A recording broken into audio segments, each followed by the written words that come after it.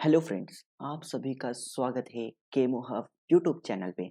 Friends, आज हम इस लेक्चर में पढ़ेंगे क्लास 11th का chapter number 3, that is classification of elements and periodicity in properties. तो फ्रेंड्स, ये चैप्टर बताने की ज़रूरत नहीं है कि कितना इम्पोर्टेंट है। ये आपको केमिस्ट्री का बेसिक मटेरियल बोल सकते हो या बेसिक है ये आपका। Inorganic chemistry, physical chemistry, analytical chemistry, organic chemist जितने भी होंगे ना, सबके लिए अल्फ़ाबेटिकल है, ABC है ये सब केमिस्ट्री का, ठीक है? तो फ्रेंड्स, इस चैप्टर को अच्छे से समझेंगे मतलब कि एक-एक चीज़ को हम लोग बारीकी से समझेंगे, ठीक है? तो आज के लेक्चर में हम लोग क्या पढ़ने वाले हैं? आज के लेक्चर में हम पढ़ेंगे कि need for classification of elements. Elements को जो हम लोग क्लासिफाई किए, पीरियोडिक टेबल क्या है? पीरियोडिक टेबल सिर्फ यही है ना कि जो एलिमेंट्स है उनको क्लासिफाई किया गया है। मतलब उनको अरेंज किया गया सिमिलर प्रॉपर्टीज, केमिकल हो या फिजिकल प्रॉपर्टी, उनको एक साथ मैच करके मतलब उन सब एलिमेंट्स को एक साथ अरेंज किया, एक ग्रुप में रखा गया, यही है पीरियोडिक टेबल, ठीक है? तो आज हम उसको पढ़ेंगे कि क्यों जरूरत पड़ी एलिमेंट्स को क्लासिफाई करने की। सेकेंड है, उसके बाद कैसे कैसे स्टार्ट हुआ, कौन से साइंटिस्ट ने स्टार्ट किया था, इनिशिएट किसने किया था, सोचना किसने स्टार्ट किया था, दैट इज डोबरियंस लॉ ऑफ ऑर्ट्राइड्स, ठीक है? उसके बाद साइंटिस्ट लोग ने वर्क किया, उस पर काम किया, फिर न्यूलैंड्स लॉ ऑफ ऑक्टेव्स, फिर Lothar Meyer curve, now last Mendeleev's periodic table. Now need for classification of elements. हमें ज़रूरत ही क्यों पड़ी एलिमेंट्स को क्लासिफाई करने के लिए? मैं आप लोगों को एक सिंपल सा एग्जांपल देता हूँ, ठीक है? बहुत मतलब आप लोग को समझेगा इससे कि ये स्कूल है, ठीक है? उससे बहुत सारे बच्चे हैं और हमें पता करना है कि कोई सा भी बच्चे को हम बोलते हैं कि भाई आप किस क्लास में हो, तो हमें हर एक बच्चे को जाके वहाँ पे पूछना पड़ेगा आपका क्लास क्या है, आपका क्लास क्या है? मतलब हर एक बच्चों को हमें नहीं पता है, हमें हर एक बच्चे के पास जाके पूछना पड़ेगा कि आप किस क्लास में हो, आप मतलब क्या-क्या है, ठीक है? वही हम लोग अगर उस बच्चों को मतलब जितने भी स्कूल में बच्चे हैं, उनको अरेंज कर दिया जाए, उनको ग्रुपिंग कर दिया जाए कि तुम क्लास फर्स्ट में हो, क्लास सेकंड में हो, क्लास थर्ड में हो, क्लास फोर्थ में हो, तो हमें ज़्यादा मेहनत नहीं करना पड़ेगा। हमें अगर कुछ भी पूछना पड़ेगा तो हम उनके लेवल के ही पूछेंगे। जैसे आप लोग IIT, जेईई, नीट की तैयारी कर रहे हो, तो आप लोगों को मैं MSc का लेवल का उतना नहीं बताऊँगा, ठीक है? आप लोगों को जेईई लेवल तक ही बताऊँगा, ठीक है? तो फिर यही यही कहानी मतलब एक आप समझो कि हमें सिर्फ अरेंजमेंट करना है जिससे हमारा काम इजी हो जाए। एक केमिस्ट्री को क्या चाहिए? केमिस्ट्री अगर एक-एक एलिमेंट को मतलब जो साइंटिस्ट हैं, अगर एक-एक एलिमेंट को पढ़ना चलेंगे तो मतलब बहुत ही ज़्यादा हेक्टिक और बहुत ज़्यादा कॉम्प्लेक्स हो जाएगा ये चैप्टर। या ये चैप्टर का केमिस्ट्री ही बहुत ज़्यादा कॉम्प्लेक्स हो जाएगा। आधे बच्चे तो वैसे ही भागते केमिस्ट्री से और भागना चालू कर देंगे, तो कोई पढ़ेगा ही नहीं, ठीक है? तो साइंटिस्ट लोग ने हमारे काम को मतलब हमारे लाइफ को और केमिस्ट्री को पढ़ने के लिए ईज़ी बनाने के लिए क्लासिफाई किया एलिमेंट्स को एक ग्रुपिंग में, ठीक है? तो सबसे पहले ये आपको समझ में आया कि need for classification of element क्यों हुआ?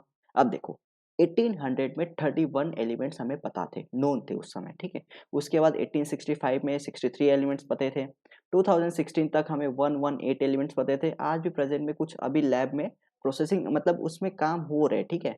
कुछ मैन अभी देखो लैब में ना जो भी एलिमेंट्स बन रहे हैं वो मैन मेड हो रहे हैं, ठीक है? तो उसमें अभी काम चालू है, कहीं कोई 119 है, कोई 118 है, तो अभी 118 के आसपास हमारे एलिमेंट्स यहाँ पे पीरियोडिक टेबल में नोन है, ठीक है? फिर IUPAC कहता है कि 2 मिलियन इनऑर्गेनिक कंपाउंड है और 18 मिलियन ऑर्गेनिक कंपाउंड है।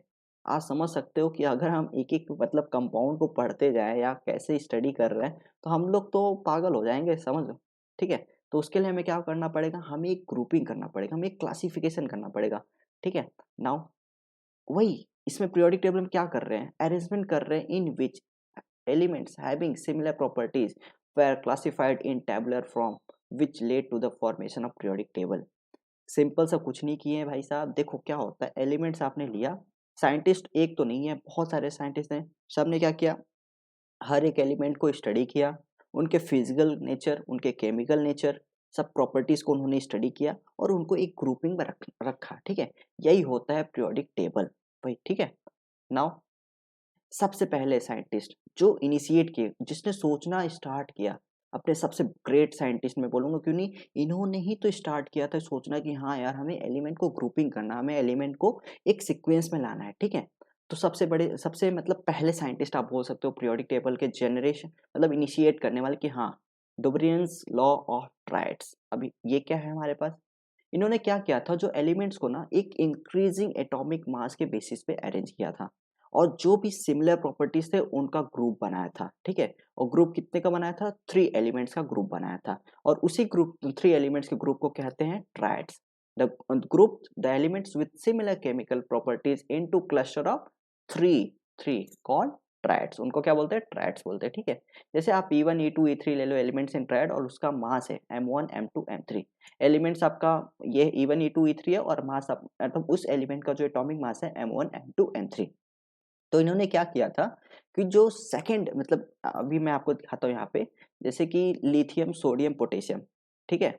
लिथियम सोडियम पोटेशियम उन्होंने क्या किया था, ये एक ग्रुप एक ट्राइड्स बनाया था उन्होंने, एलिमेंट्स को ग्रुप करके इन्होंने ट्राइड्स बनाया था, जिसमें उन्होंने बोला कि जो सोडियम का मास है वो लिथियम का एटॉमिक मास प्लस पोटेशियम का एटॉमिक मास डिवाइड बाई 2 करने पे जो आ रहा है वो सोडियम का मास होगा।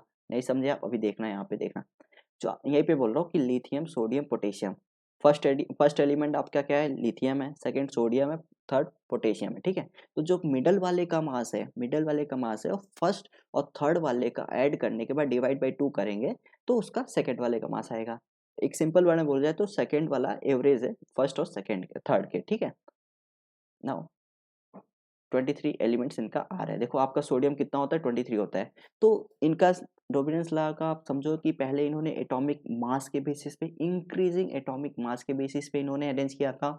इन्होंने ग्रुपिंग किया था 3 एलिमेंट्स का जो कि सिमिलर प्रॉपर्टीज केमिकल प्रॉपर्टीज रखते थे, ठीक है। और इन्होंने टोटल 9 एलिमेंट्स को ट्राइड्स बनाया था, मतलब 3 3 के 3 ग्रुप बनाए थे, ठीक है। तो ये हो गया इनका। तो स्टेटमेंट इनका पढ़ लेते हैं हम लोग, व्हेन 3 एलिमेंट्स हैविंग, देखो व्हेन कितने elements, 3 elements having similar properties are arranged in an increasing order of their atomic mass. जब 3 एलिमेंट्स जिनका प्रॉपर्टीज क्या है, सिमिलर है, कैसे अरेंज हो रहे हैं, increasing order of their atomic mass. The atomic mass of middle element is the mean of atomic mass of the other 2 elements। समझा आपको जो मैंने बोला वही है यहाँ पे, कि 3 एलिमेंट्स को जो भी सिमिलर प्रॉपर्टी दिखाते हैं उनको अरेंज किया किस ऑर्डर में, इंक्रीजिंग ऑर्डर एटॉमिक मास है। और जो उसका मिडल वाले का एलिमेंट था मास, जो मिडल वाले एलिमेंट का जो एटॉमिक मास था फर्स्ट मतलब मीन था फर्स्ट और थर्ड का, ठीक है, वही बोल रहे हैं यहाँ पे। अब आपको समझा होगा डोबरियंस लॉ ऑफ ट्राइड्स कैसे हुआ उन्होंने। अब इनका डीमेरिट्स देखें, ठीक है। डीमेरिट तो बोल सकते हैं, मतलब इन्होंने इतना अच्छा काम किया था कि इन्होंने इनिशिएट किया था, बट इनके जो लॉ में थे ना, सबसे मतलब ये था कि बहुत ही कम एलिमेंट को इन्होंने ग्रुप कर पाया। उस समय कुछ मतलब जितने एलिमेंट पता थे हमें उस समय, लेकिन उन्होंने सब एलिमेंट को अरेंज नहीं कर पाया, सिर्फ ओनली 9 एलिमेंट्स को उन्होंने अरेंज कर पाया। तो पहला डीमेरिट है, in some of the triads all the 3 element possess nearly the same atomic mass. कुछ ऐसे ट्राइड्स थे जहाँ पे वहाँ पे उनका जो एटॉमिक मास था नियरली सेम था, जैसे आयरन कोबाल्ट निकल, इन सब का आप एटॉमिक मास देखोगे तो नियरली सेम होगा, ठीक है। ऐसे ही रूथेनियम रुहेडियम एंड पैलेडियम, ठीक है, ऑस्मियम इरिडियम प्लेटिनम, ये कुछ ऐसे ट्राइड थे जिनका एटॉमिक मास नियरली सेम था। तो ये डीमेरिट्स हुआ कि नहीं, क्योंकि आप ट्राइड्स में रख रहे हो तो increasing order of atomic mass में रखना चाहिए था, बट इन तीनों का तो मास सिमिलर है, तो हम कैसे समझेंगे, तो इनका लॉ फेल हो गया यहाँ पे, ठीक है। Now the major drawback of his classification was that all the known elements could not be arranged as a triads. वही मैं बोला कि जितने भी उस समय एलिमेंट्स बताए थे, अभी 118 नहीं थे वहां से, वहां पे जितने उस समय जब डोबरेस साहब ने काम कर रहे थे उस समय, तो जितने भी नोन एलिमेंट्स है ना, उसमें से उन्होंने सिर्फ 9 एलिमेंट्स को ही अरेंज कर पाया, मतलब कुछ ही एलिमेंट को उन्होंने एक ग्रुपिंग कर पाया, बाकी का क्या। तो इस समय इनका ये डीमेरिट हो गया, ठीक है। अब हम देखते हैं, तो ये डोब्रियन साहब ने इनिशिएट किया, सब कुछ किया, ग्रुपिंग किया, लॉ ऑफ ट्राइड्स बनाया, और मास वास का increasing order of atomic mass पे रखा, और सेकंड वाले का जो मास होता है फर्स्ट और थर्ड वाले का, थर्ड को ऐड करके डिवाइड बाई 2 करेंगे तो सेकंड वाले का मास आएगा। ये सब आपने अभी डोबेरियस लॉ मतलब डोबेरियस लॉ ऑफ ट्राइड्स में समझा, ठीक है। मुझे लगता है कि आप लोगों को पूरा अच्छे से अब डोबेरियस लॉ ऑफ ट्राइड्स अच्छे से समझ में आ गया। अब देखो इसके बाद क्या होता है, बहुत साइंटिस्ट लोग ने काम किया, ठीक है। साइंटिस्ट लोग इस पे काम करते गए, कोई सिलेंड्रिकल पीरियोडिक टेबल बना रहा है, कोई कुछ और कर रहा है, ठीक है। लेकिन सबको मतलब जब हम लोग मतलब उन लोग लॉ पब्लिश करते थे, कुछ भी पब्लिश करते थे, तो उतना एक्सपेक्टेशन पे नहीं होता था, बहुत डिफिकल्ट या बहुत कॉम्प्लेक्स होता था। तो हम लोग कुछ ही साइंटिस्ट के बारे में बात करेंगे जो थोड़ा वर्क अच्छा किए, ठीक है, इन द सेंस अच्छा काम उस पे बच्चों मतलब उनको साइंटिस्ट लोग ने अप्रिशिएट किया इन द सेंस। तो उसमें से जो सेकेंड साइंटिस्ट है ड्यूबरेंस के बाद, न्यूलैंड्स लॉ ऑफ ऑक्टेव। आपने सुना होगा ऑक्टेव, ऑक्टेट टूल सुना होगा। ऑक्टेट मतलब क्या होता है, वैलेंस इलेक्ट्रॉन में अगर 8 इलेक्ट्रॉन प्रेजेंट होता है तो मोस्ट स्टेबल एलिमेंट उसको कहते हैं, ठीक है। तो वही होता है ऑक्टेव से मतलब। अब देखो न्यूलैंड्स क्या थे, उन्होंने ना एक साइंस को और एक म्यूजिक को कनेक्ट कर दिया। कनेक्ट करने के बाद उन्होंने एक लॉ दिया, न्यूलैंड्स लॉ ऑफ ऑक्टेव। आप लोग अगर पियानो या साउंड म्यूजिक सभी सुनते होगे क्लासिकल, तो उसमें मतलब ऐसे है ना, सा रे ग म प ध नि सा, यही है ना। तो वही उन्होंने यहाँ पे किया, ठीक है। अब इनका भी वही बेसिस था। देखो अभी तक मेंडलीव तक ना जितने भी साइंटिस्ट है ना, सबका बेसिस एक ही था कि उनको जो भी अरेंज करना है, मतलब जो ऑर्डर बनाना ना, वो इंक्रीजिंग एटॉमिक मास के बेसिस पे बनाना है, ठीक है। इतना समझा। तो मेंडलीव तक मैं आपको एक ही कॉमन वर्ड बोलूंगा कि सभी ने increasing order of atomic mass के बेसिस पे काम किया है। एटॉमिक मास उसको ब्रैकेट में डाल देना अपने माइंड में कि एटॉमिक मास मैं बोल रहा हूँ, एटॉमिक नंबर नहीं बोल रहा हूँ, एटॉमिक मास, ठीक है। अब देखो इनका स्टेटमेंट सुन लो पहले, सबसे पहले, when elements are arranged in the increasing order of their atomic mass, मैंने वही बोला ना, इनका वही है कि जब एलिमेंट्स को अरेंज करते हैं किसमें, increasing order of their atomic mass, the properties of every eighth element resemble that of first. इसका मैं आपको सिंपल सा बताता हूँ कि इन्होंने ये कहना क्या चाहते हैं। ये कहना ये चाहते हैं कि जो आप अरेंज करोगे, जब आप एलिमेंट्स को increasing order of atomic mass में अरेंज करोगे, तो जो आपका पहला एलिमेंट है, फर्स्ट एलिमेंट, और उससे आप काउंट करो 1 2 3 4 5 6 7 और 8, जो पहला आएगा और जो आठवां आएगा, एट्थ एलिमेंट, उनका जो प्रॉपर्टीज होगा सिमिलर होगा, ठीक है, रिसेंबल करेगा, सेम होगा, ठीक है। अब यहाँ पे देखो आप, इन्होंने कैसे लिया था, सा रे ग म प ध नि, फिर से सा आ रहा है, रिपीट हो रहा है, तो वही किया था। जैसे आप यहाँ पे क्या करो, मैं आपको यहाँ पे बता देता हूँ। देखो यहाँ पे उन्होंने क्या किया था कि जो पहला एलिमेंट है, काउंट करो 1 1 2 3 4 5 6 7 8, 8 देखो आपका क्या आ गया, सोडियम आ गया, ठीक है। मतलब आपका पहला एलिमेंट और ये आपका क्या है, एट्थ एलिमेंट है, ठीक है। देखो लिथियम और सोडियम का आपका जो एटॉमिक मास है, मतलब जो भी उनका प्रॉपर्टीज है सेम है, ठीक है। ऐसे आप जैसे आप काउंट करना चाहते हो बेरिलियम से ना, तो काउंट करो यहाँ से, ठीक है। यहाँ से अगर 1 काउंट करते हो तो आठवां जो एलिमेंट होगा बेरिलियम का, और मतलब उसका सेम आएगा। जैसे 1 हो गया, 2 हो गया, 3 हो गया, 4 हो गया, 5 हो गया, 6 हो गया, 7 हो गया, 8 हो गया। देखो यहाँ पे आठवां एलिमेंट आ रहा है ना, जहां से भी आप काउंट करोगे उससे 8 आठवां काउंट करो। फर्स्ट और 8 का मतलब यहाँ पे कॉन्सेप्ट है, फर्स्ट और 8 का जो भी 8 आएगा नंबर, वो सिमिलर प्रॉपर्टीज रखेगा। इतना समझा आपको, चलो ठीक है, ठीक है। नाउ कैसे कैसे हुआ था इंक्रीजिंग और एटॉमिक मास में, क्या था, फर्स्ट और आठवां एलिमेंट का जो प्रॉपर्टीज होगा रिजेंबल करेगा, सेम होगा, ठीक है। अब हम लोग पढ़ेंगे डीमेरिट्स के बारे में। आपको कोई भी कंफ्यूजन होगा, आप लोग कमेंट बॉक्स में कमेंट कमेंट करिएगा, मैं जरूर इसका रिप्लाई करूंगा, ठीक है। अब डीमेरिट्स के बारे में पढ़ेंगे। देखो काम तो इन्होंने अच्छा किया, इनको पैटर्न भी अच्छा मिला, सब कुछ मिला, ठीक है। बट इनका जो वर्क था ना, वो लाइटर एलिमेंट के लिए ज़्यादा बेटर था। लाइटर एलिमेंट बोले तो कैल्शियम तक, अप टू कैल्शियम इनका काम, मतलब जो पैटर्न जा रहा था बहुत अच्छा जा रहा था। हाँ ठीक है, लिथियम सोडियम पोटेशियम सबका एक ही प्रॉपर्टीज होता है, बेरिलियम मैग्नीशियम कैल्शियम का एक ही प्रॉपर्टीज होता है, तो ठीक है। साइंटिस्ट लोग ने बहुत अच्छा काम, मतलब सब लोग हाँ यार बहुत अच्छा काम है। बट प्रॉब्लम कहाँ आती, अब सोचो। प्रॉब्लम यहाँ आती है जब नोबल गैस का डिस्कवर होता है। अब देखो नोबल गैस तो पूरा इनर्ट था, पहले तो पता ही नहीं था। लेकिन जब नोबल गैस का डिस्कवर हुआ, मतलब न्यूलैंड साहब ने पहले लॉ दे दिया था, फिर उसके बाद काम होता हो गया, तो कुछ समय बाद नोबल गैस का डिस्कवर हो गया कि हाँ भाई हीलियम नियॉन ऑर्गन कुछ गैस, इनर्ट गैस है, नोबल गैस है, वो भी आ गए अब एलिमेंट्स में। अब उसके डिस्कवर होने के बाद इनका जो टेबल था वो डम्बल डोल हो गया, गड़बड़ा गया पूरा, ठीक। तो वही है, ये हो गया।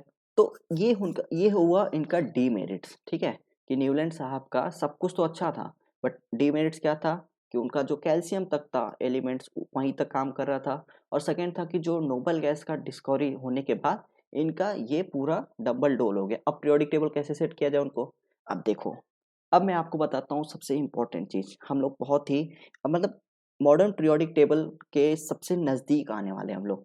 अब सुनो एक स्टोरी बहुत अच्छा। दो साइंटिस्ट थे, लूथर बेयर्स एंड दिमित्री मेंडलीव, ठीक है। इन्होंने साथ में नहीं काम किया था, बट इन्होंने एक साथ ही पब्लिश किया था। ठीक है, सुनो बात मेरी। 1869 के अप्रॉक्स, मुझे एग्जैक्ट उसका नहीं पता, बट 1869 के आसपास इन्होंने क्या किया था, लूथर मेयर ने अपना जो भी स्टडी कर रहे थे अपने अलग लैब में, मतलब अलग सी का इंडिपेंडेंट काम कर रहे थे, और दिमित्री मेंडलीव अलग ही काम कर रहे थे। जो लूथर मेयर साइंटिस्ट थे, उन्होंने क्या किया, उन्होंने फिजिकल प्रॉपर्टी, हर एक एलिमेंट का फिजिकल प्रॉपर्टी स्टडी किया, मतलब उसका melting point, boiling point, atomic volume, ये सब उन्होंने स्टडी किया, ठीक है। और दिमित्री साहब ने क्या किया, केमिकल प्रॉपर्टी स्टडी किया, मतलब उसका मतलब हाइड्रोजन के साथ जो एलिमेंट्स थे उसको हाइड्रोजन के साथ रिएक्ट करके, और फिर एलिमेंट्स को ऑक्सीजन के साथ रिएक्ट करके क्या कंपाउंड बन रहा है, क्या कौन सी गैस लिबरेट हो रहा है, ये दिमित्री मेंडलीव साहब ने स्टडी किया, ठीक है। मतलब एक साइंटिस्ट जो है वो फिजिकल प्रॉपर्टीज पे स्टडी कर रहा है, और दिमित्री साहब ने केमिकल प्रॉपर्टीज पे स्टडी किया। तो हम लोग अभी लूथर मेयर मतलब अपने फिजिकल प्रॉपर्टी मतलब लूथर मेयर कर्व के बारे में पहले पढ़ते हैं, फिर उसके बाद मेंडलीव पीरियोडिक टेबल पढ़ेंगे, ठीक है। नाउ स्टेटमेंट इनका क्या है, the physical properties of the elements are a periodic function of their atomic mass. ये तो वर्ड सब में कॉमन था, मैंने बोल दिया मेंडलीव पीरियोडिक टेबल तक आपको यही वर्ड सुनाई देगा कि जो फिजिकल, देखो यहाँ पे आप कॉमन करो या फिजिकल प्रॉपर्टीज बोला गया है यहाँ पे, ठीक है। Physical properties of the elements और periodic function of their atomic masses. जैसे जैसे आप एटॉमिक मास बढ़ाओगे, एक फिजिकल प्रॉपर्टी जो भी रहेगा, मतलब एक पीरियोडिक फंक्शन वहां पे दिखेगा आपको, ठीक है। अब देखो, लूथर मेयर ने प्लॉट किया था एक कर्व, जो कि atomic volume versus atomic mass, जो कि आपका यहाँ पे, अगर आप ग्राफ यहाँ पे प्लॉट करते हो, ठीक है, तो आपका जो एक्स एक्सिस में रहेगा यहाँ पे क्या रहेगा, एटॉमिक मास रहेगा, और जो आपका यहाँ पे वाई एक्सिस में रहेगा यहाँ पे क्या रहेगा, एटॉमिक वॉल्यूम रहेगा, ठीक है। एटॉमिक वॉल्यूम ले लो या मेल्टिंग पॉइंट ले लो या बॉइलिंग पॉइंट ले लो, कुछ भी ले लो, बट उन्होंने इस कर्व को ड्रॉ किया था, मतलब प्लॉट किया था, ठीक है। लूथर मेयर का आप ध्यान से समझना, पहला क्या है, increasing order of atomic mass में उन्होंने किया, स्टडी किया, ठीक है। उसके बाद उन्होंने प्लॉट किया atomic volume versus atomic mass, ठीक है। मैं इसको यहाँ पे इरेज कर देता हूँ। उन्होंने क्या ऑब्जर्व किया, he observe that elements with similar properties occupied similar position on the curve. इसका मतलब आपको मैं अभी कुछ आगे बताने वाला हूँ, इसका क्या, इनका मीनिंग क्या है, कि सिमिलर प्रॉपर्टीज सिमिलर पोजीशन पे ऑक्यूपाई करेंगे, मतलब एलिमेंट जो सिमिलर प्रॉपर्टीज रखते हैं सिमिलर पोजीशन पे मतलब ऑक्यूपाई करेंगे, इसका मतलब क्या है, ठीक है। इसका मैं आपको आगे बताता हूँ कि कैसे वहाँ पे एक ग्राफ बनेगा। देखो ये ग्राफ है इनका, ठीक है। इनका ये कहने का मतलब था कि एटॉमिक वॉल्यूम, ठीक है, और एटॉमिक मास, मतलब एटॉमिक वॉल्यूम और एटॉमिक वेट में उन्होंने ग्राफ प्लॉट किया।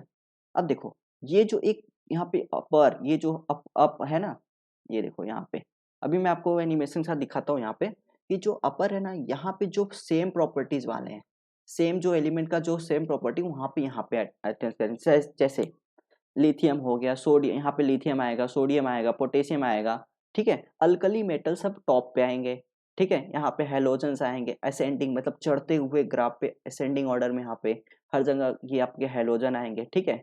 यहाँ पे आपके क्या आएंगे, ट्रांजिशन एलिमेंट आएंगे, ठीक है। और ऐसे यहाँ पे उन्होंने स्टडी किया, मैं आपको यहाँ पे ग्राफ अभी दिखेगा, ठीक है। एनिमेशन के साथ मैं आपको यहाँ पे समझा देता हूँ। अब देखो, occupy the largest atomic volume are and are at maximum कर, सिंपल सा कुछ नहीं भाई, एटॉमिक वॉल्यूम और एटॉमिक वेट। अब आप बोलोगे एटॉमिक वॉल्यूम उनको कैसे पता चला, भाई साहब आपको क्या पता है, डेंसिटी पता है, डेंसिटी बराबर क्या होता है, मास अपॉन वॉल्यूम पता है, तो आपको क्या चाहिए, एटॉमिक वॉल्यूम चाहिए ना, वॉल्यूम बराबर क्या होगा, मास अपॉन डेंसिटी। आपको एटॉमिक मास पता है, उसको डेंसिटी से डिवाइड कर दो तो आपको क्या आएगा, एटॉमिक वॉल्यूम आ जाएगा। एटॉमिक वॉल्यूम यहाँ पे आ गया, और एटॉमिक तो आपको पता ही है, ठीक है। तो इससे आप उन्होंने ग्राफ प्लॉट किया था, ठीक है। अब देखो, सबसे ऊपर जो ब्लू वाला कलर दिख रहा है यहाँ पे आपको, ब्लू वाले कलर में यहाँ पे देखना, यहाँ पे क्या, अल्कली मेटल्स यहाँ पे पाए जाते हैं, ठीक है। नाउ यहाँ पे रेड वाले में देखना, यहाँ पे क्या पाए जाएंगे, हेलोजेंस, ठीक है। Ascending position of curve before inert gas, क्या होंगे, हेलोजेंस, ठीक है। नाउ डिसेंडिंग वाले में क्या होगा, mid position on descending portion of curve, यहाँ पे क्या पाएंगे, अल्कलाइन अर्थ मेटल, ठीक है, जैसे कैल्शियम हो गया, मैग्नीशियम हो गया, ये सब एलिमेंट्स, ठीक है। और लास्ट में मैंने क्या बोला, बॉटम में क्या पाएंगे, ट्रांजिशन एलिमेंट्स, ठीक है। मिनिमा ऑफ कर्व में क्या होंगे, ट्रांजिशन एलिमेंट्स। तो आपको समझा लूथर मेयर कर्व कितना, मतलब ठीक है, उन्होंने बहुत ही बेहतरीन स्टडी किया, एटॉमिक वॉल्यूम, एटॉमिक वेट का एक पूरा ग्राफ बना दिया, ठीक है, सब कुछ अच्छा किया। उन्होंने ये भी बता दिया कि जो टॉप पे रहेंगे वो अल्कली मेटल कहलाएंगे, असेंडिंग पोजीशन में जो मिड पोजीशन रहेगा उस पे हैलोजन रहेगा, डिसेंडिंग वाले पे जब हम कर्व से उतरेंगे नीचे जाएंगे तो जो मिड पोजीशन आएगा उतरते वक्त उस पे क्या होगा, अल्कलाइन अर्थ मेटल होगा, और जो सबसे बॉटम पे होंगे उसको क्या बोलेंगे, ट्रांजिशन एलिमेंट्स बोलेंगे। ठीक है, ये तो हो गया उनका ये सब मतलब ग्राफ के बारे में उनका कैसे स्टडी किया गया। तो बहुत अच्छा काम था, मतलब लूथर मेयर ने भी एक बहुत ही अच्छा काम किया था, एक ग्राफ के बेसिस बताया। बट आप बताओ कि अगर हम लोग किसी चीज़ को पढ़ते हैं तो हम लोग क्या ग्राफ के बेसिस पे याद रहेगा सब कुछ, कि हाँ बताओ मुझे सोडियम का पोजीशन कहाँ है, तो अब ग्राफ में बहुत ही कॉम्प्लिकेटेड हो जाएगा उसका पोजीशन बताना, ठीक है। तो उनका यही सब ड्रॉबैक्स था। It was an idealised classification but it was not easy to keep in mind the various position of the curve. मतलब आपको मैं बोलूंगा कि भाई मुझे मैग्नीशियम का बताओ कहाँ पे पाया जाएगा, ठीक है, तो आप बोलोगे मतलब आपको देखना पड़ेगा और सोचना पड़ेगा, बहुत ही कॉम्प्लिकेटेड हो जाएगा। तो ड्रॉबैक्स लूथर मेयर का यही था कि बहुत ही मतलब कॉम्प्लिकेटेड एक टाइप का हमें मतलब इजी नहीं था वो, ठीक है, बाकी सब काम तो उनका अच्छा था, सब कुछ था। ही कुड ना, सेकंड पॉइंट है, he could not determine the position of all the known elements. सही है कि उन्होंने सभी एलिमेंट्स का जब तक उस समय जितने भी नोन एलिमेंट्स थे उन सबका एग्जैक्ट मतलब पोजीशन नहीं फाइंड आउट कर पाया कि हाँ वो वहीं पे है, ठीक है। और थर्ड है, could not provide a reason for the periodicity. ऐसा क्यों दिखाते हैं पीरियोडिसिटी, आखिर ये तो हर एक लॉ का था, मतलब न्यूलैंड्स डोबरियन सबका था कि ये ड्रॉबैक सब में था कि उन्होंने बता नहीं पाए कि पीरियोडिसिटी एलिमेंट दिखाता ही क्यों है, ठीक है, ऐसा हो क्यों रहा है, ठीक है। नाउ ये हो गया लूथर मेयर के बारे में। अब हम लोग पढ़ते हैं अपने सबसे बेस्ट, मतलब हम बोलेंगे पीरियोडिक टेबल के सबसे ग्रेट साइंटिस्ट जिन्होंने ही सबसे बड़ा काम किया था पीरियोडिक टेबल। अब जो अपना long form, so called long form of periodic table जो बना हुआ है, सब क्रेडिट जाता है इनको, मेंडले पीरियोडिक टेबल को। हालांकि ये पूरा प्रॉपर नहीं है, इसके बाद भी हम लोग बाद में पढ़ेंगे, नेक्स्ट लेक्चर में वही पढ़ेंगे। बट आज का ये लास्ट टॉपिक है मेंडलीज पीरियोडिक टेबल। उनके बारे में डीमेरिट्स मेरिट सब पढ़ेंगे, लेकिन ये सबसे मतलब सभी साइंटिस्ट इनको बहुत ही ज़्यादा अप्रिसिएट करते हैं इनके पीरियोडिक टेबल पे, मेनली पीरियोडिक टेबल। सिंपल सा है कि इनका जो भी फिजिकल और केमिकल प्रॉपर्टीज है वो क्या होगा, of an element are periodic function of their what, atomic masses. Mainly periodic table तक सभी सभी सभी एटॉमिक मासेस के बेसिस पे ही स्टडी किए गए हैं, ठीक है। नाउ मेंडले पीरियोडिक टेबल, इसमें क्या क्या है देखो, इसमें क्या है, 7 रोज हैं एंड 9 कॉलम्स हैं। रोज मतलब पीरियड्स, रोज को क्या बोलेंगे, पीरियड, मतलब कितने पीरियड, आपको ये देखो याद भी कर लो इस समय और कॉन्सेप्ट भी समझ लो, ठीक है। मेंडले पीरियोडिक टेबल में पूछा गया कितने रोज है तो बोलोगे 7, कितने कॉलम है 9, ठीक है, ये हो गया। रोज को क्या बोलते हैं, पीरियड्स, कॉलम को क्या बोलते हैं, ग्रुप्स, ठीक है। अब देखो 9 कॉलम्स में भी कैसे हैं, 0 to 8, मतलब 0, 1, 2, 3, 4, 5, 6, 7, 8, टोटल कितने हो रहे हैं, 9 कॉलम्स आ रहे हैं कि नहीं आ रहे हैं, आ रहे हैं, ठीक है। तो उन्होंने क्या किया, फर्स्ट टू सेवेंथ को उन्होंने ए और बी, मतलब फर्स्ट टू सेवन जो ग्रुप था उसमें भी 2 पार्ट किया उन्होंने, ए और बी, और एट्थ वाले में उन्होंने क्या किया, ए बी सी, ठीक है, ऐसे किया, और 0 को वैसे रख दिया। तो आपको समझा अभी मेंडले पीरियोडिक टेबल में कैसे की स्ट्रक्चर उन्होंने बनाया, 7 पीरियड बनाया, 9 कॉलम्स बनाया। 9 कॉलम्स उन्होंने क्या दिया, 0, 1, 2, 3, 4, 5, 6, 7, 8, ठीक है। उन्होंने 1 to 7 में मतलब 2 पार्ट किया, ए और बी, और एथ वाले में 3 पार्ट किया, A B and C. Now Mendeleev periodic table देखो कैसा दिखता है, ठीक है। ये देखो, ये ग्रुप आपका पीरियड यहाँ पे नीचे जा रहा है और ग्रुप आपका इधर जा रहा है। 0 वाले में देखना आपका इनर्ट गैस रहेगा, बाकी ये सब देखो। फर्स्ट टू सेवंथ में आपका देखा ए और बी में डिवाइड किया गया है। एट्थ वाले को आपको अभी यहाँ पे दिखाया जाएगा, एट्थ वाले को group 0 is not further classified, group 0 को क्लासिफाइड नहीं किया गया है, ठीक है। आप देखना, first and second periods are short and remaining और लॉन्ग, ठीक है। फर्स्ट और सेकेंड पीरियड क्या होंगे, छोटे होंगे, मतलब उसमें कम ही एलिमेंट्स होंगे, और उसके बाद जितने भी एलिमेंट्स होंगे उनका जो लॉन्ग होगा, ठीक है, ये बोल रहे हैं।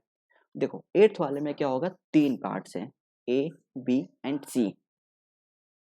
ग्रुप 8 में कितने हैं, 3 पार्ट्स हैं, ए बी एंड सी, ठीक है।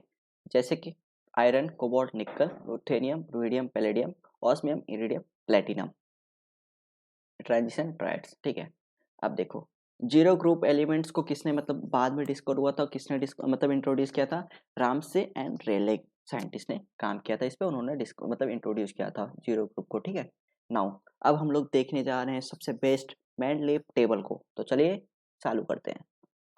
ये देखो, ऐसा था उनका मैंडलीव पीरियोडिक टेबल, उन्होंने ऐसे बनाया था। देखो यहाँ पे देखो कितने ग्रुप है, एक मिनट,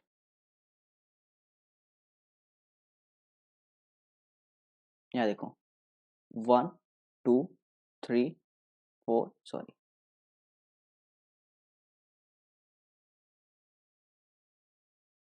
देखना 1 2 3 4 5 6 7 और 8। और देखो 1 to 7, 1 to 7 में देखना, 1 to 7 में दो पार्ट है, एक ए है बी है, ए है बी है, ए है बी है, ए है बी है, ए है बी है, ठीक है। ऐसे ही 7 तक ए और बी किया है। और 8th वाले ग्रुप में उन्होंने क्या किया, ए बी सी तीन पार्ट है, ठीक है। देखना A B C, A B C, A B C, ठीक है। और जीरो वाला तो बाद में इंट्रोड्यूस किया गया था, उसको बाद में देखेंगे, ठीक है। नाउ आपको अभी मैं बताता हूँ कि इन्होंने कैसे क्या, यहाँ पे आप देखोगे ऑक्साइड है, हाइड्राइड है। आप यहाँ पे नोटिस करोगे अगर उनके टेबल को, तो यहाँ पे R2O है, RO है, R2O3 है, यहाँ पे ऑक्साइड है, हाइड्राइड, ये सब है क्या। मैंने आपको शुरू के लेक्चर में ही बता दिया था या बाद में बताया था कि मेंडलीव पीरियोडिक टेबल ने कैसे केमिकल प्रॉपर्टीज पे काम किया था, ठीक है। उन्होंने क्या किया, हर एक एलिमेंट को रिएक्ट करवाया ऑक्सीजन के साथ, उन्होंने बनाया उसका कंपाउंड बनाया ऑक्सीजन के साथ, ठीक है। तो कुछ एलिमेंट जो हाइड्रोजन हो गए, लिथियम हो गए, सोडियम हो गए, पोटेशियम हो गए, रुबिडियम हो गए, सीजियम हो गए, इन्होंने R2O मतलब Li2O, मतलब जैसे आप ऑक्सीजन मतलब लिथियम एलिमेंट्स है, उसको आप ऑक्सीजन के साथ रिएक्ट करोगे तो आपका क्या बनेगा, Li2O। पोटेशियम करोगे तो K2O। तो उन्होंने वही बनाया कि जब सेम कंपाउंड वाले को एक साथ रखा है, ठीक है। ऐसे ही आप हाइड्रोजन के साथ रिएक्ट करोगे तो RH बनाएगा। तो सिंपल सा बोलने का ये तरीका है कि जो भी उन्होंने हर एक एलिमेंट को उन्होंने स्टडी किया, उसको ऑक्सीजन और हाइड्रोजन के साथ रिएक्ट करके पता किया कि कंपाउंड किस फॉर्म में बन रहा है, ठीक है। उसी हिसाब से उन्होंने अरेंजमेंट किया। अच्छा देखो इनका बेसिस क्या था, इनका ये बेसिस था कि हमें जो एलिमेंट्स को अरेंज करना है increasing order of atomic mass में करना है, ठीक है। बट आगे चल के आप अभी डीमेरिट्स में देखने वाले हो कि कुछ इनके प्रॉब्लम होंगे कि इनका जो एटॉमिक मास वाला जो रूल है वो थोड़ा अपने आप ही इन्होंने ही ब्रेक कर दिया था, खुद ही इन्होंने बोला नहीं भाई इंक्रीजिंग ऑर्डर नहीं हो रहा है। उन्होंने मेन प्रायोरिटी किसको दिया, अपने प्रॉपर्टीज को, मतलब केमिकल प्रॉपर्टीज और फिजिकल प्रॉपर्टी जो एलिमेंट रखते थे उनको एक ग्रुप में रखना उन्होंने ज्यादा प्रेफर किया एज कम्पेयर टू अरेंज करने चाहे इंक्रीजिंग एटॉमिक मास में, ठीक है। नहीं समझा होगा तो मैं आपको आगे वाले भी स्लाइड में समझ में आ जाएगा मैं कहना क्या चाहता हूँ। Merits of Mendeleev periodic table. Now classification of elements was based on the properties of elements. हमने देखा अभी कि हर एक प्रॉपर्टीज ऑक्साइड हाइड्राइड सब पे उन्होंने काम किया, ठीक है। ये देखो मेरिट्स हम लोग पढ़ रहे हैं अभी, डीमेरिट्स नहीं। देखो उन्होंने एलिमेंट्स को सब कुछ अच्छे से क्लासिफाई किया, कितने सारे एलिमेंट्स को जितने भी नोन थे ना उस समय लगभग उन्होंने सबका ही कर दिया था, पीरियोडिक टेबल ला दिया।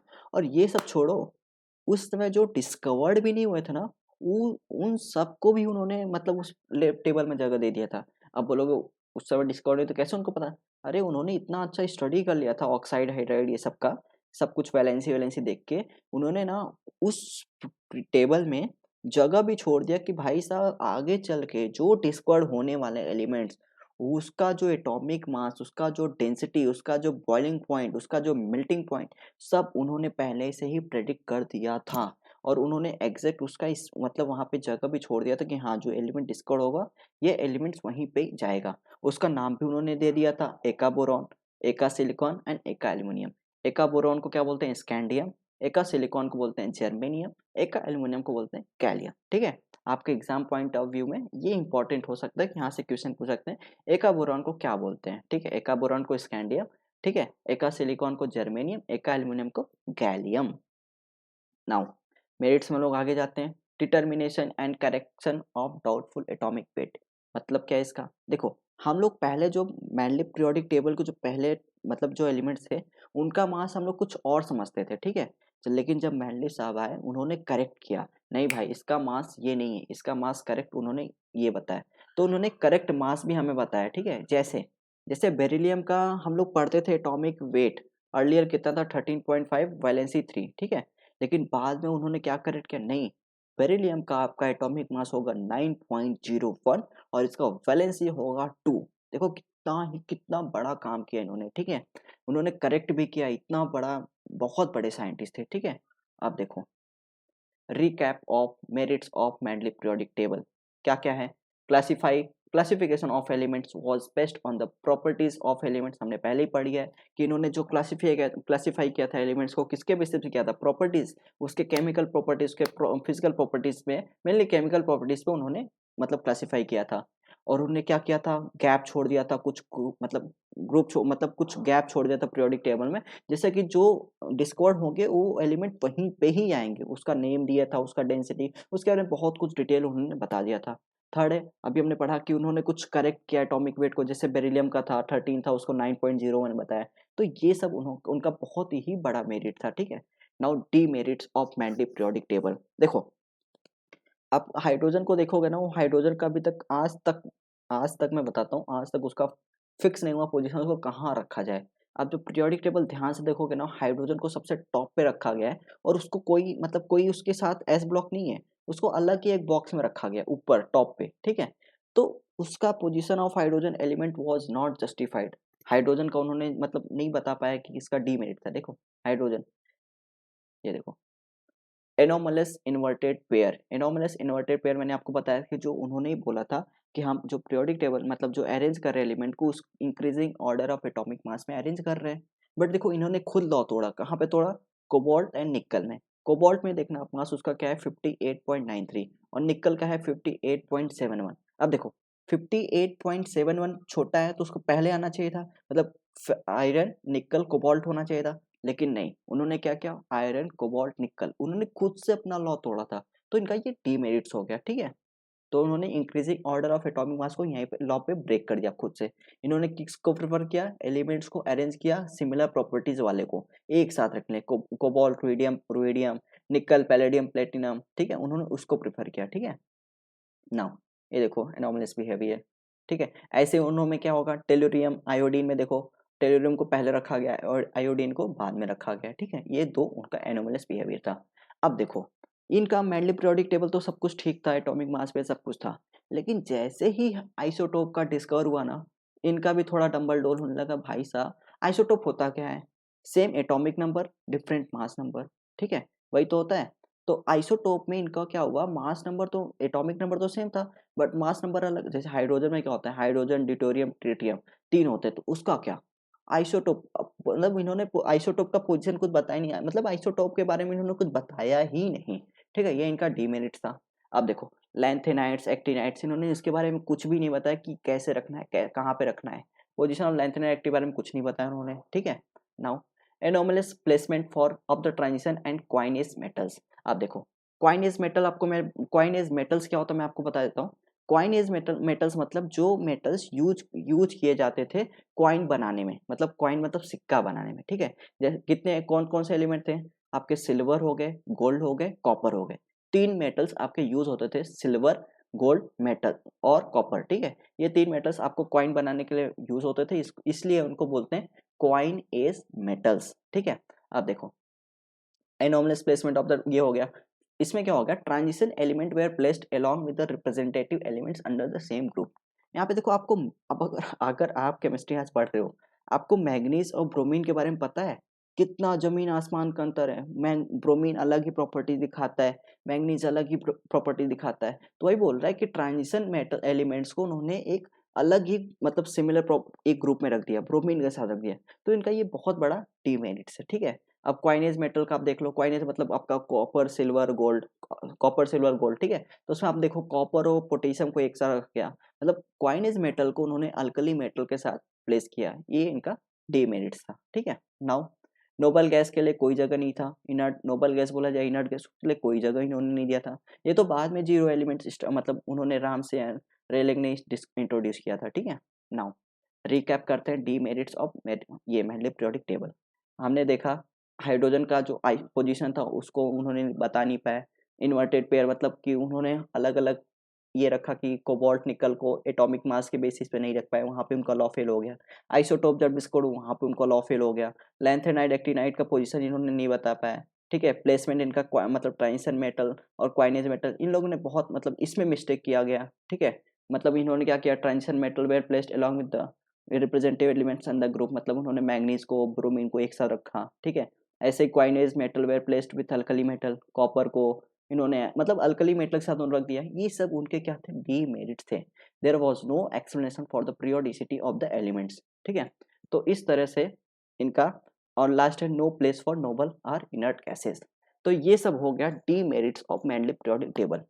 तो आई होप आपको ये स्टोरी समझ में आया होगा आज का। अब मैं आपको रिवाइज कर देता हूँ अभी कि हमने पढ़ा need for classification of element, classify कैसे किया गया, क्यों किया गया, उसका रीजन समझा। उसके बाद डोबरियंस लॉ ऑफ ट्रायड्स पढ़ा, ठीक है। उसके बाद हम लोग पढ़े कि न्यूलैंड्स लॉ ऑफ ऑक्टेव। उसके बाद हम लोग पढ़ा कि लोथर मेयर का, और उसके बाद पढ़ा मेंडलीव पीरियोडिक टेबल। तो आप लोग लेक्चर को अगर शुरू से लास्ट तक समझोगे ना, तो आपको पूरा स्टोरी समझ में आएगा कैसे कैसे हुआ, किस बेसिस पे हुआ, एटॉमिक मास के बेसिस पे अभी तक काम हुआ था। तो नेक्स्ट लेक्चर में हम लोग पढ़ेंगे मतलब मॉडर्न पीरियोडिक टेबल के बारे में, सबसे मेन और इम्पोर्टेंट। तो फ्रेंड्स, आपको अगर वीडियो अच्छा लग रहा है तो लाइक कीजिए, सब्सक्राइब कीजिए, शेयर करिए। Thank you so much.